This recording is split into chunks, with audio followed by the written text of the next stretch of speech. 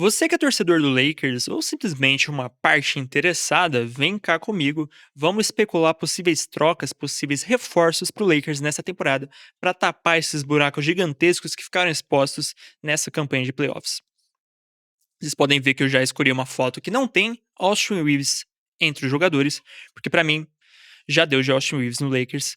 É um jogador que tem talento, sim, principalmente ofensivo. É um cara que ainda pode ser bem visto por trocas de outros times recebendo ele, né? Mas assim, em termos de Lakers, tem que entender uma coisa: construção de elenco. Você já tem o Luka Doncic, que é um defensor ruim, e ele não vai sair do seu time, ele é uma das peças principais do seu time. Você não pode ter dois jogadores com essa deficiência enorme no seu time. Hoje em dia, na NBA, você pode sim construir uma defesa que se sustenta tendo um cara ruim dentre os cinco principais. Se você consegue ter ali outros três, quatro que compensem por ele, beleza. Agora, ter dois caras igualmente horríveis na defesa é uma receita para o fracasso, e o Minnesota, por exemplo, expôs isso naquela série. E não preciso falar, né? Entre os dois, o Doncic, pelo menos, é um cara que consegue ter uma eficiência ofensiva absurda. O Austin Reeves, por outro lado, nessa série foi nulo dos dois lados da quadra. Então vamos estar usando aqui ele como uma moeda de possíveis trocas. Além dele, tem também o Dalton Neto, que é um cara razoavelmente promissor ainda. Mas em termos de capital, de escolha de draft, o Lakers não tem muita coisa, tá? Essas escolhas aqui de anos pares, o Lakers não vai conseguir negociar. No máximo, eles conseguem fazer um swap, né? Uma troca de posição com o time que recebê-las. Mas provavelmente não vão ser escolhas valiosas, porque o time muito provavelmente vai continuar sendo promissor, vai continuar sendo competitivo nos próximos anos. A única escolha que eles têm aqui que eles conseguem negociar de maneira irrestrita é a de 2031. Sabendo que eles não têm, de fato, essa quantidade absurda de possibilidades de ativos para possíveis trocas, vamos começar usando o mercado de free agent para reforçar o Los Angeles Lakers aqui nessa próxima temporada. Mercado de free agent, para você que não entende, é o mercado da NBA que vai ter jogadores que são agentes livres e restritos, né? Jogadores que podem assinar com qualquer outro time porque o contrato deles vai expirar. Tem alguns arquétipos, alguns tipos de jogadores que o Lakers precisa urgentemente. O mais óbvio deles, né, que todo mundo está especulando já, é o de pivôs. Eu vou deixar essa parte mais para o final, porque são negociações um pouco mais difíceis, não tem grandes pivôs entrando nessa agência de free agents. Mas tem outros tipos de jogadores que o Lakers precisa bastante, que a gente vai estar adressando aqui. O primeiro arquétipo que eu quero utilizar aqui, que eu acho que o Lakers precisa, é de armadores secundários, né? Que conseguem defender bem, armar o jogo quando o Luka Doncic ou LeBron vão precisar descansar. E são caras, provavelmente, também que conseguem matar um arremesso de 3 pontos numa eficiência boa. Começando por Chris Paul. Se você não assistiu muito do Spurs nessa temporada, você talvez não saiba. Mas essa é a temporada mais saudável do Chris Paul em vários anos. Ele jogou todos os 82 jogos agora, que ele não tá precisando ser tão exigido, tá com a minutagem mais baixa dos últimos vários anos de carreira, mas tem ali sido bastante eficiente nos arremessos. Ele consegue acertar os arremessos de três dele livre com facilidade. E é um cara que continua armando o jogo ofensivamente no nível muito alto. Ele melhora os companheiros de time dele, principalmente os pivôs que ele joga com. Isso seria de um valor para o Lakers muito alto. E ele sim consegue ainda ser um cara que marca na posição dele muito bem. É um cara muito inteligente dos dois lados da quadra. Vai poder finalmente, né? Ele que teve uma troca ali no auge dele vários anos atrás para o Lakers, que foi cancelada por motivos meio obscuros, né? E agora ele poderia vir. Ele é um cara que tem uma boa relação com o próprio LeBron. Viria para agregar bastante. E ele não tem um contrato nada caro com o Spurs agora, então você provavelmente vai conseguir assinar ele para a próxima temporada por um valor nada exorbitante. Então seria muito bem-vindo. Alguém com qualidades próximas disso é o próprio Malcolm Brogdon. Ele que tá lá escanteado no Wizards, né? Então ninguém nem lembra mais dele. E ele teve problemas físicos, sim, nas últimas várias temporadas, tem jogado bastante pouco, né? Porém, aí que tá. Em situação semelhante ao Chris Paul, por conta disso, muito provavelmente você consegue assinar ele por um valor muito baixo, então não é uma aposta que você precisa fazer. com muito risco. Você pode simplesmente ir lá, assinar ele por um valor baixo, e se ele tiver um nível de rendimento minimamente próximo da média da carreira dele, vai ajudar muito o próprio Lakers. É um cara que tem aproveitamento de arremesso muito alto, tanto de arremesso 3, 2, lance livre. Na carreira dele, acerta muito. Um cara que consegue também defender no nível bom. Foi um parceiro muito importante pro Giannis no começo de carreira. Um cara que no Indiana Pacers, no auge dele, teve um nível próximo de All-Star e que foi eleito o melhor sexto homem da liga só 2 anos atrás pelo Celtics. Então, assim, sem arriscar muito, você pode acabar tendo um rendimento muito alto contando com Malcolm Brogdon no seu elenco. Um cara que também tá num time ruim agora e tá meio esquecido é o Bruce Brown. Ele que também, atualmente, não tem um salário muito alto. Você pode assinar ele, provavelmente, sem ter que arriscar muito. E é um cara que é um dos melhores defensores de perímetro da NBA inteira. O Lakers vai precisar de defensores complementares. Ele tá lá no Pelicans. Provavelmente você vai conseguir assinar ele. Ele provavelmente tá desesperado para ir para um time competitivo, né? Ele que foi uma peça absolutamente essencial para o campeonato de Denver em 2023. Muito provavelmente ele ainda tem, de fato, capacidade de contribuir muito para um time competitivo. Agora, tendo essas peças, e ainda jogadores como Hashimura, Finney Smith e outros vários, o que falta para o Lakers agora, além de um pivô, é o quê? Arremessadores de 3 pontos que conseguem vir do banco e acertar um volume alto e um aproveitamento alto de bola de 3, isso é essencial.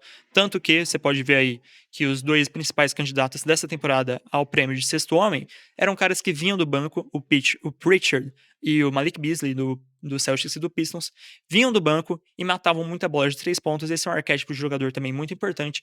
E o Lakers também não vai precisar, se eles quiserem, desembolsar uma baita grana.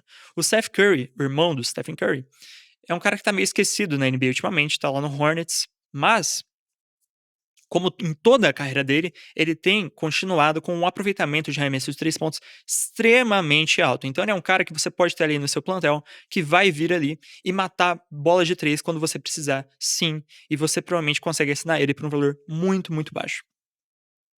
Alguém que tá num momento um pouco mais no auge da carreira agora, mas que provavelmente também não vai sair super, super caro, é o próprio Sam Merrill, que vai ser agente livre do Cleveland Cavaliers. Ele que tem, na carreira inteira dele, um aproveitamento e um volume muito bom de bola de 3, mas que também, nessa temporada, viveu, nesse momento, o auge defensivo dele. E um cara que vai vir pro Lakers para contribuir defensivamente e ainda matar arremesso é extremamente bem-vindo, pode acabar até tendo minutos próximos de titular, se conseguir, de fato, render no nível alto. Então, assim, esses são nomes de free agents para o Lakers possivelmente assinar, que vão ajudar a preencher alguns dos buracos deles, sem ter que, de fato, né, claro, mandar nada em troca. Mas pivôs, como eu disse, não achei muitos bons no mercado de agentes livres, então vamos ver aqui possíveis trocas para pivôs. O Lakers que está realmente desesperado atrás de jogadores bons nessa posição, principalmente para o quê? Pegar pontes aéreas do Luka Doncic, ser uma ameaça ofensiva ao garrafão e ser uma fonte de defesa de garrafão confiável também. Começando por Nicholas Claxton, ele que está no Brooklyn Nets, é um jogador extremamente bem visto ao redor da liga, extremamente bem valorizado pelo próprio Brooklyn, então uma negociação por ele seria uma negociação difícil. É um cara que faz justamente isso, ataca o aro muito bem e defende o aro muito bem. Extremamente atlético, extremamente promissor.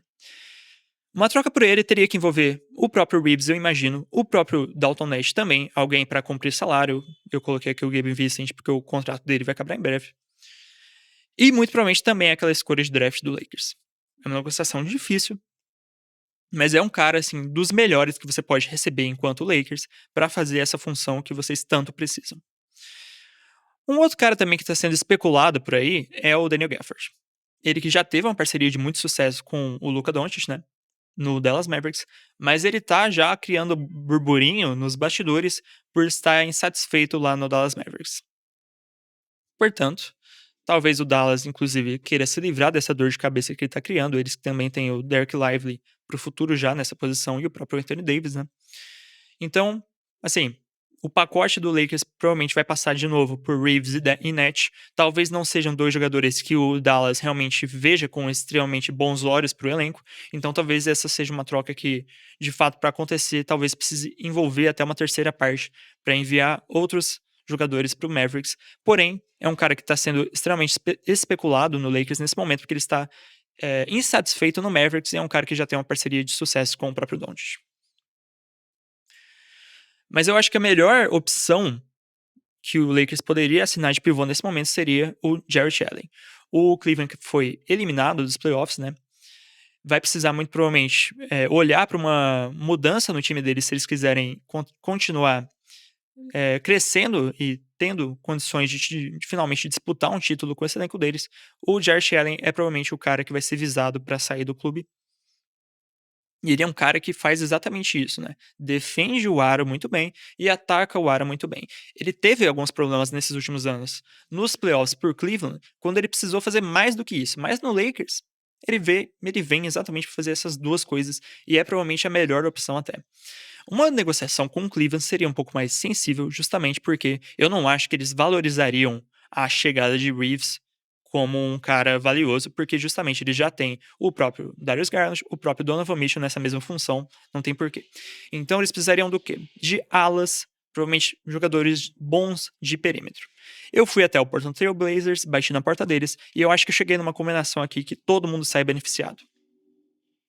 O Lakers recebendo exatamente o Jarrett Allen, o Cavaliers recebendo, abrindo mão do Allen, o Jeremy Grant, que é um cara de perímetro muito bom, muito confiável e nos últimos anos tá lá escanteado no Blazers, mas ele já mostrou que ele consegue ter um nível de rendimento muito alto, defensor bom, consegue arremessar, coisas que o Cavs precisa urgentemente. E eles receberiam também o Dalton Neto. E aí o Portland Trail Blazers, por se livrar do Jeremy Grant, conseguiria ali dois jovens promissores, o Austin Reeves e o próprio Isaac Okoro. E se não fosse suficiente, poderia também receber algum ativo de draft do próprio Cavs ou do próprio Lakers, ou ambos. Então é uma troca um pouco mais sensível. Toda troca que você especula na NBA, que tem mais de dois times, é uma troca improvável, mas eu acho que eu criei um mundo hipotético aqui em que todo mundo sai feliz. Mas se o Lakers quiser de fato só negociar diretamente com o Blazers, tem também a possibilidade de assinar com o DeAndre Ayton. É uma opção que eu acho menos valiosa. Um cara que a gente viu só no auge dele, ali nos melhores momentos do Suns, de fato, ele sendo um defensor bom. Mas é um cara que ainda consegue te entregar 15 pontos, por exemplo, 10 rebotes, uma facilidade que outros jogadores não têm. E de fato, se você quiser negociar direto com o Blazers, é uma saída até um pouco mais fácil do que aquela troca que eu criei com o Jarrett Allen. Então, gente, esses são alguns nomes, tem outros aí que estão sendo veiculados, mas para mim, esses são alguns nomes de pivô possíveis e alguns nomes de jogadores, jogadores de perímetro também que seriam peças absolutamente importantes para o Lakers nesse momento de necessidade de elenco deles, tendo o core de Doncic e LeBron. Então deixa aí nos comentários o que você acha das minhas especulações, lembrando assim, se a gente for pensar em todas as peças que eu falei, a gente poderia ter um Lakers com jogadores como Doncic, Bruce Brown, LeBron James, Hashimura, Jarrett Allen ou Claxton, e num banco poderia ter vindo do banco ali o Sam Merrill, o próprio Chris Paul e os jogadores que eles já têm, como o Vanderbilt, como o próprio Finney-Smith, jogadores como o Seth Curry. Ali precisaria também, para fechar esse elenco, de um pivô reserva, mas não precisaria de ser um cara de extremamente alto nível, poderia ser só alguém que eles assinam na própria Free Agency, e por aí vai. Deixa aí nos comentários se você achou que as minhas ideias são boas, se você achou que são ruins também, pode deixar aí nos comentários, deixa o que você acha que pode acontecer, que nomes outros que eu não falei aqui que você acha que o Lakers pode assinar, que seriam extremamente positivas para o time nessa próxima temporada. Deixa seu like aí se você gostou do vídeo. Um abraço. A gente tá lançando coisa nova todo dia, então fica de olho. Um abraço, até mais.